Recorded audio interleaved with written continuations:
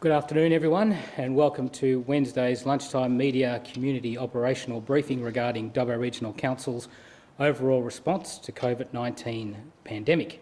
My name is Andrew Parsons. I'm the Manager for Dubbo Regional Council's Media and Communications. Now, we have an open invitation to New South Wales Government departments and other vital services to come along to these briefings, and so far we've been very fortunate to have been joined by Department of Communities and Justice, Western New South Wales Health District, Dubbo Bus Lines, New South Wales Business Chamber and the New South Wales Police Force. And as everyone can appreciate, there is a lot happening in our region in response to COVID-19 at the moment, so not all of these agencies can come to these briefings. And keeping that in mind, that this is our 5th operational briefing by Council. For today, I have some details that we're very keen to share with you all. And yes, while it's the 1st of April, it's no April Fool's Day joke that all levels of government and the nation's top medical officer continue to ask everyone to practice social distancing. Without close human contact, it makes the transmission of the coronavirus so much harder. This is the single most reason such historic measures are being taken to ensure that we all play a life-saving role in doing our bit to slow the rate of infection by keeping our distance. To also make it harder for COVID-19 to spread unchecked throughout our communities, your ongoing effort is needed to implement and adopt other hygiene practices, such as covering sneezes and coughs with your elbow and tissues, thoroughly washing your hands in soapy water, regularly disinfecting frequently used objects and surfaces, and maintaining good social distancing. All of these are helping, but we are by no means out of the woods. A further measure brought into effect by the New South Wales Government on Monday, the Public Health COVID-19 Restrictions on Gathering and Movement Order 2020. Now, the object of this order was to give certain ministerial directions to deal with the public health risk of COVID-19 and its possible consequences. In particular, this order directs that a person must not, without reasonable excuse, leave their place of residence or home, and this affects each and every one of us, regardless if we live in a city, in a town, in a village or on a farm anywhere in New South Wales. So what is a reasonable excuse? Schedule 1 of the reasonable excuse.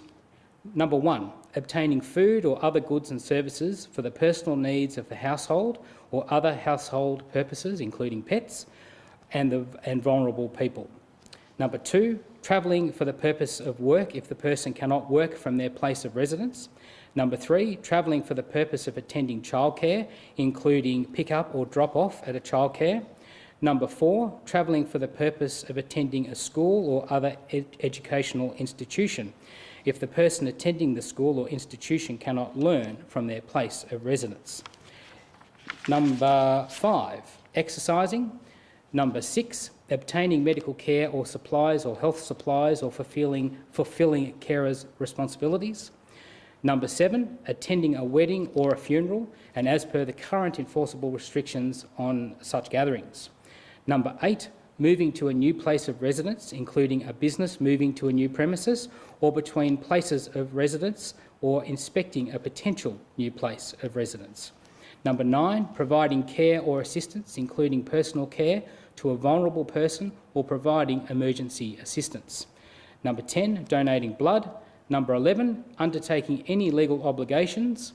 Number 12, accessing public services, whether provided by government, a private provider or a non-government organisation, including social services, employment services, domestic violence services, mental health services and services provided to victims, including victims of crime.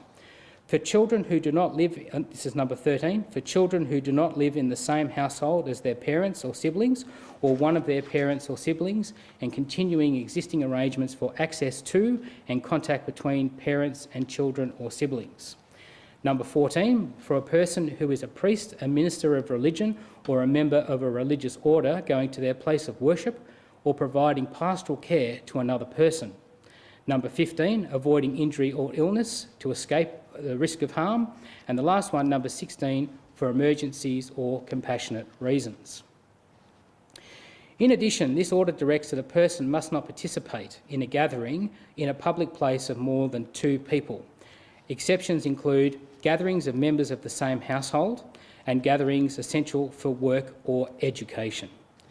Section 10 of the Public Health Act 2010 creates an offence if an individual fails to comply with a direction, and it comes with a maximum penalty of imprisonment for up to 6 months or a fine of up to $11,000 or both, plus a further $5,500 fine each day the offence continues.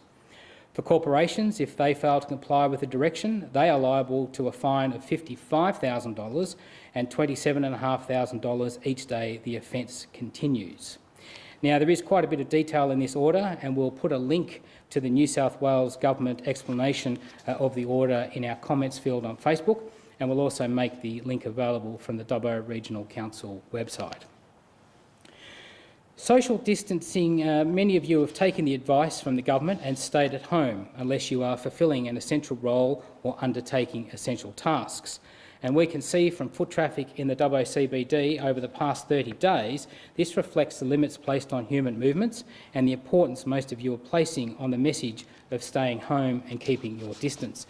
Now, you might not be able to see the full detail on the graph that I have here, but this is over the past 30 days in the Dubbo CBD starting from here, and you can see that while there was a slight peak, it really has tapered off to very, very low numbers. Now, yes, that's a double-edged sword when it comes to the effect on our business. However, I think everyone can recognise the critical need to self-isolate, to keep your distance and to stay home unless it's essential.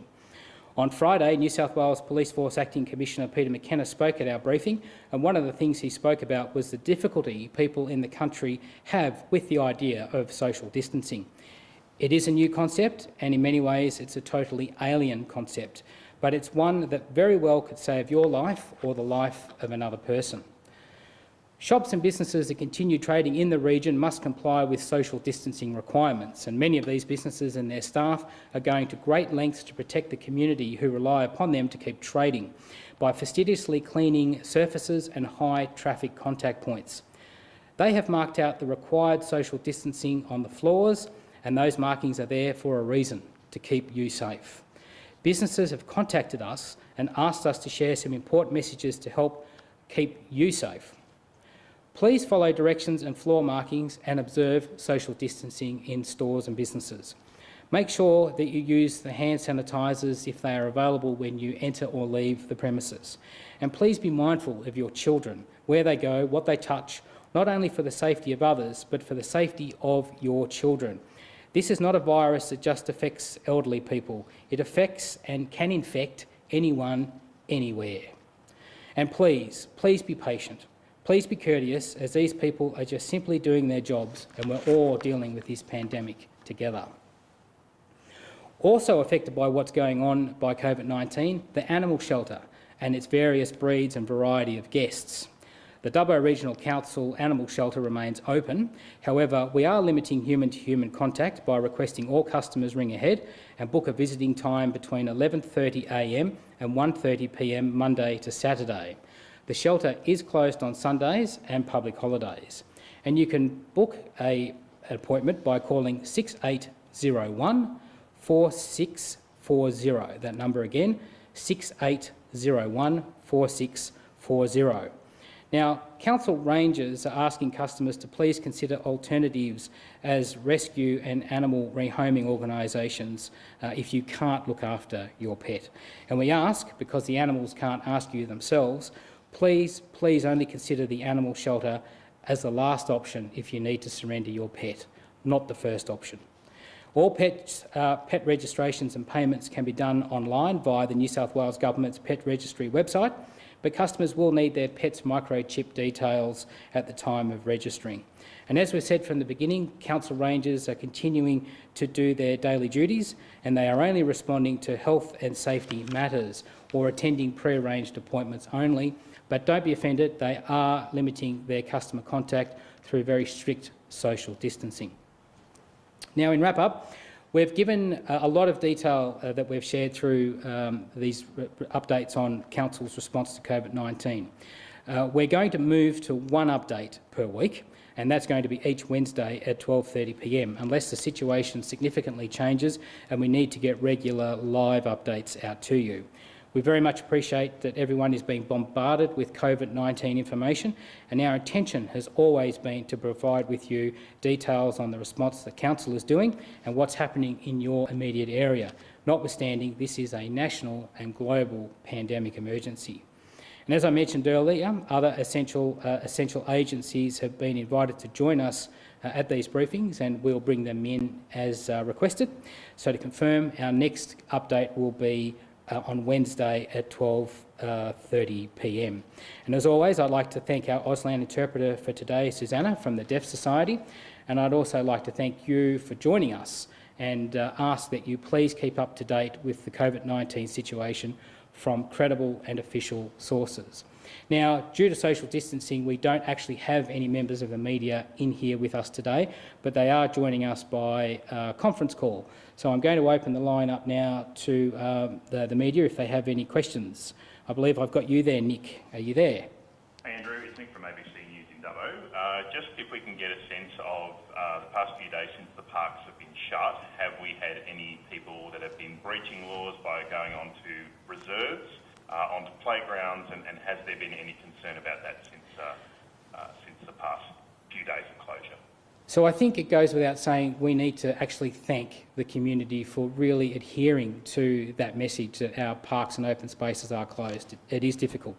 We don't have any details of certainly any of our rangers speaking to or having to take action against anyone in those open spaces. They do remain closed. They will have signs erected very shortly to indicate that they are closed, and those venues that do have gates and fences that can be closed have been closed. So in the main, everyone has been super respectful and followed the instruction not to go into those open spaces, and certainly those people that are continuing to do such activities such as exercise or walking the dog are doing so in a very safe way and also maintaining and observing their social distancing. So we can't say thank you enough for that. It's in for the long haul. This will be for weeks. So thank you, and please keep out of those open spaces.